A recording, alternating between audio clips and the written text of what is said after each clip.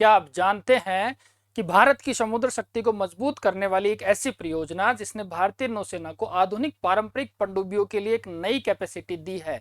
जी, मैं बात कर रहा हूं प्रोजेक्ट 75 की। यानी कि क्या है ये, क्यों ये पनडुब्बियों को निर्माण करता है, कितनी इसमें पनडुब्बियां हैं, क्या इसके अंदर भारत की आधुनिक जो पारंपरिक पनडुब्बियां हैं वो हैं, इस प्रोजेक्ट के तहत जितनी भी जो पनडुब्बियां हैं उनका निर्माण कौन करता है और इनकी कौन सी क्लास है, इसकी डिजाइन कहाँ से ली गई है, सब चीजें अपने को क्या करनी है, पढ़नी, क्योंकि ये अपने एग्जाम की दृष्टि से बहुत ज्यादा इंपॉर्टेंट है। लगभग आप सभी को पता है कि इसमें 6 पनडुब्बियां हैं जिसको कलवारी क्लास के नाम से भी जाना जाता है, और ये दुश्मन की उस चाल को भेदने में सबसे सक्षम है, ना दिखती है ना कुछ और है, और ये जैसे जैसे काम करती है वैसे वैसे हमारी जो समुद्र की सुरक्षा है वो और ज्यादा क्या होती जाती है, बढ़ती जा रही है।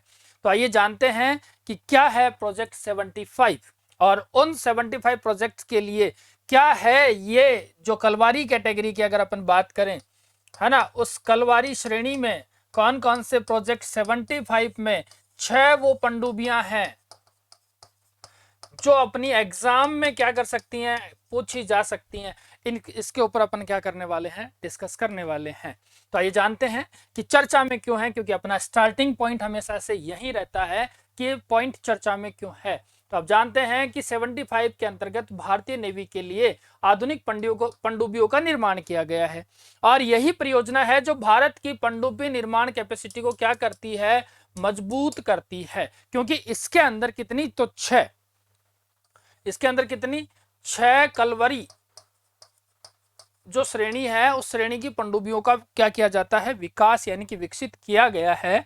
और इन्हीं पनडुब्बियों का निर्माण, ये सबसे बड़ी चीज है कि कहां पर किया गया है। तो हमारे लिए जरूरी है कि इन सब का निर्माण भारत में किया गया, अर्थात हम ये कह सकते हैं कि आत्मनिर्भर भारत का एक सबसे अच्छा क्या है, उदाहरण माना जाता है। देखो, आत्मनिर्भर भारत और मेक इन इंडिया के लिए सबसे बड़ा इंपॉर्टेंट पार्ट बन जाता है। ये हमें क्या रखनी है, ध्यान रखनी है। अब क्या है प्रोजेक्ट 75? तो प्रोजेक्ट 75 भारतीय नौसेना की पारंपरिक पनडुब्बी निर्माण परियोजना है।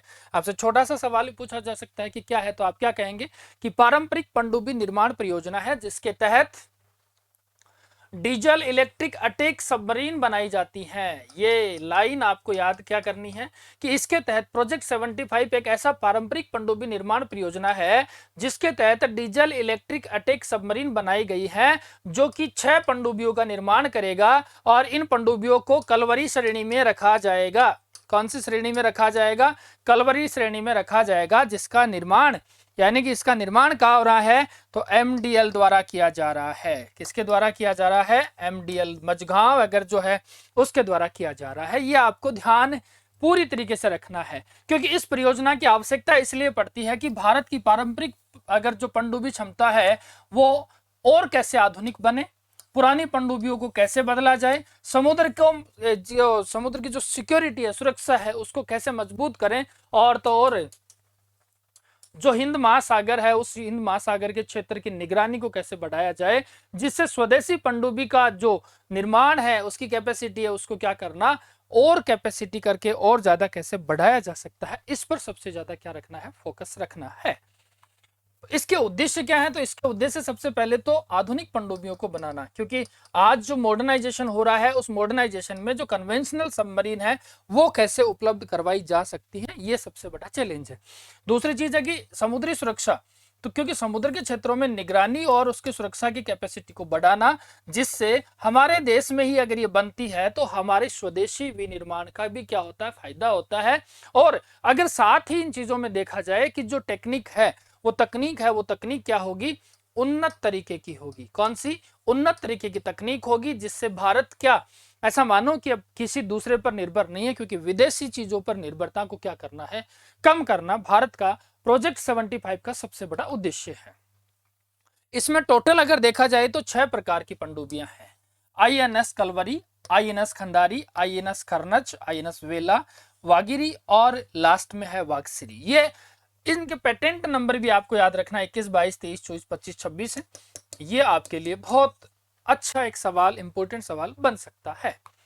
अब कलवरी श्रेणी है, वो कलवरी श्रेणी क्या कहती है कि इसके अंदर जो अगर देखा जाए कि डिजाइन है वो स्कॉर्पियन डिजाइन पर आधारित है, जो भारतीय नौसेना के लिए भारत में बनाया गया है। जी डीजल इलेक्ट्रिक अटैक पनडुब्बियां है। कौन सी है? डीजल इलेक्ट्रिक अटैक पनडुब्बियां हैं, जिसके तहत क्या होगा कि विभिन्न समुद्री जो युद्ध अभियान है उसको किया जा सकता है, जो समुद्र की निगरानी रखेंगे, दुश्मन के युद्ध पोत पर हमला करेंगे, पनडुब्बी रोधी अभियान चलाएंगे, खुफिया निगरानी होगी और समुद्र के क्षेत्र को कैसे कंट्रोल करना है, ये सब चीजें क्या होंगी इस कलवरी श्रेणी में बताई जाएंगी। अब स्कॉर्पियन डिजाइन क्या है? तो स्कॉर्पियन डिजाइन एक आधुनिक पारंपरिक पनडुब्बी डिजाइन है, जो कहां की है? याद रखना, फ्रांस की है। स्कॉर्पियन डिजाइन कहां की है? तो आप क्या कहेंगे? फ्रांस की है, क्योंकि ये डिजाइन ली है, ये कहां से ली गई है? फ्रांस से है, जिसको स्कॉर्पियन डिजाइन कहते हैं। इसके तहत इसी डिजाइन पर आधारित पनडुब्बियों भारत में बनाई है 6 की 6, ये आपको ध्यान रखना है। इसका उद्देश्य आधुनिक समुद्री आवश्यकताओं को क्या करना है?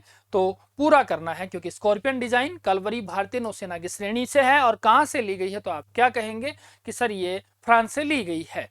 इसका निर्माण Mazagon dock ship builders limited के द्वारा किया गया है। ठीक है, कहां है? ये मुंबई में है, जो नौसेना के युद्धपोतों का निर्माण करता है। और प्रोजेक्ट 75 के तहत जो जितनी भी 6 पनडुब्बियां हैं वो इसी के तहत क्या गई है? बनाई गई है। और यह भारत की प्रमुख रणनीतिक जहाज निर्माण केंद्रों में से एक माना जाता है। ये आपको क्या रखना है? प्रॉपर तरीके से ध्यान रखना है। जिसमें पहली पनडुब्बी है आईएनएस कलवरी। आईएनएस कलवरी की अगर बात करें तो ये प्रोजेक्ट 75 की पहली पनडुब्बी है। ठीक है, इसका नाम पुरानी भारतीय नौसेना के कलवरी पनडुब्बियों से जुड़ी परंपरा को आगे की ओर बढ़ाना था, इसलिए इसको जाना जाता है। और यह आधुनिक कन्वेंशनल सबमरीन कैपेबिलिटी के लिए महत्वपूर्ण क्या माना जा रहा है? हिस्सा माना जा रहा है। यह आपको आई थिंक समझ में आएगा, जिसकी भूमिका क्या होगी? समुद्र में गश्त, निगरानी, युद्ध का संचालन और साथ ही पनडुब्बी रोधी जो अभियान है, उन सब अभियानों को क्या करना? सुचारू रूप से चलाना। ये सबसे पहले का पार्ट था। दूसरा आता है जिसको कहते हैं खंडेरी। खंडेरी क्या है? तो ये दूसरी कलवरी का हिस्सा माना जाता है। आधुनिक इसमें देखो सेंसर है और हथियार प्रणालियों से युक्त है, समुद्र निगरानी और युद्ध अभियान के लिए उपयोगी है। क्योंकि खंडेरी जो नाम है, खंडेरी नाम महाराष्ट्र के तट के पास स्थित ऐतिहासिक खंडेरी आइसलैंड या फोर्ट से संबंधित है। तो ये सवाल आपसे पूछा जा सकता है। खंडेरी जो आईएनएस खंडेरी है वो कहाँ है? तो महाराष्ट्र के पास स्थित एक ऐतिहासिक आइलैंड या फोर्ट है, उससे संबंधित है, जिसके अंदर आधुनिक सेंसर और हथियार प्रणालियों से युद्ध ये युक्त ये है। फिर हम बात कर लेते हैं किसकी? खंजर की, सॉरी करंज की।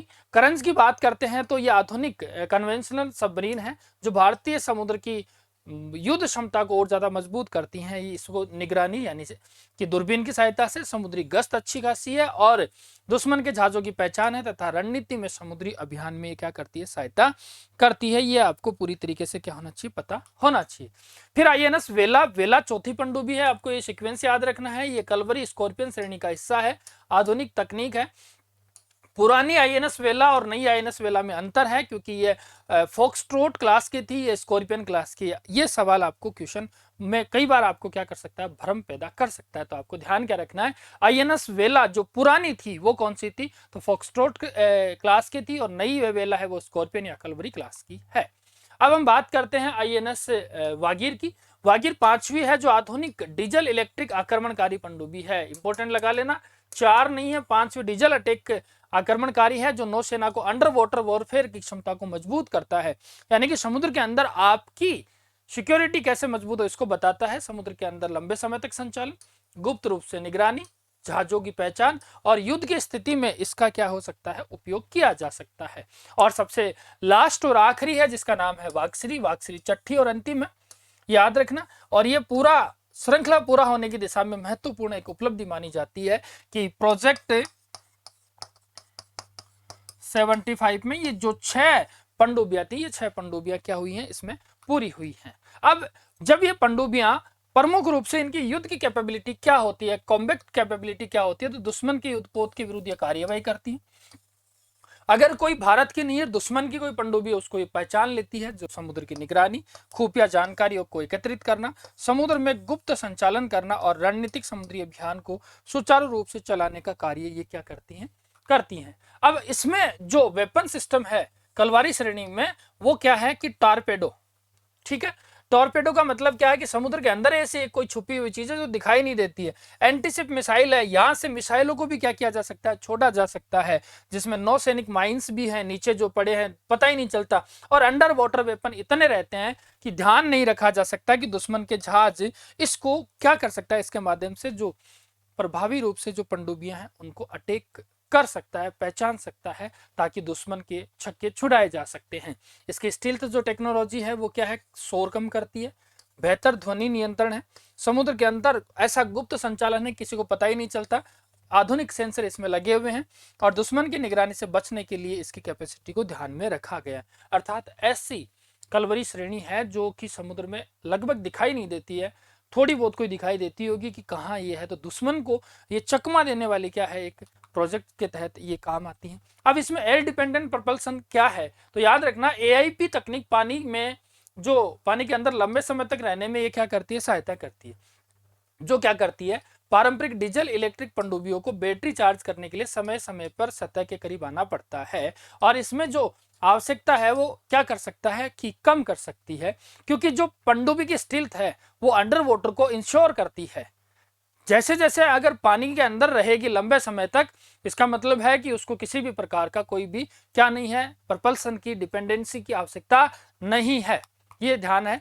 और इसके साथ ही इसका जो सामरिक महत्व है, जो स्ट्रेटेजिक सिग्निफिकेशन है, वो है कि हिंद महासागर की रक्षा को करना, समुद्री व्यापार की सुरक्षा को बढ़ाना, समुद्री क्षेत्र में निगरानी मजबूत करना, पड़ोसी देशों के नौसैनिक गतिविधियों पर नजर रखना, और भारतीय नौसेना को अंडर वाटर वॉरफेयर की कैपेसिटी को भी क्या करना होगा, आपको यहाँ पर बढ़ाना होगा। फिर हम बात करते हैं कि आत्मनिर्भर भारत में इसका क्या योगदान है, क्योंकि आत्मनिर्भर भारत 75 में पनडुब्बियों के निर्माण को मजबूत करता है। सब कुछ कहां से है, तो भारत से, अर्थात इंजीनियरिंग और रक्षा के उद्योग में अनुभव दिया गया है। स्थानीय आपूर्ति श्रृंखला को बढ़ावा मिलता है, स्वदेशी तकनीक क्षमता के विकसित करने में सहायता होती है, और भविष्य में इन परियोजनाओं के लिए आधार भी क्या होता है, यहाँ से तैयार किया जाता है। जो कि इसकी उपलब्धि है कि 6 ये आधुनिक पनडुब्बियों का निर्माण करता है, कन्वेंशनल सबमरीन फ्लीट को मजबूत करता है, भारतीय जहाज निर्माण के उद्योग में तकनीकी अनुभव मिलता है, मेक इन इंडिया को बढ़ावा देता है।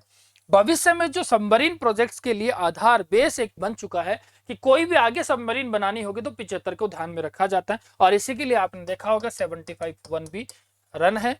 क्लियर। एग्जाम की दृष्टि से देखा जाए तो प्रोजेक्ट 75 में 6 कलवारी, स्कॉर्पियन कहाँ का है, तो आपको ध्यान रखना है, फ्रांस का है। ठीक है। MDL कहाँ है, मझगांव, तो मझगांव मुंबई में। डीजल इलेक्ट्रिक अटैक पनडुब्बी है, INS कलवारी है, खंडारी है, कंजर है, वेला है, वागिर है, और इसके अलावा वागसिरी है। ये 6 आपको क्या रखनी है, एज इट इज याद रखनी है। आई होप आपको अच्छी लगी होगी। इंतजार करें कि इसके जो MCQs हैं वो आपको प्रज्ञान RS अकेडमी के टेलीग्राम पर मिलेंगे। Thank you so much.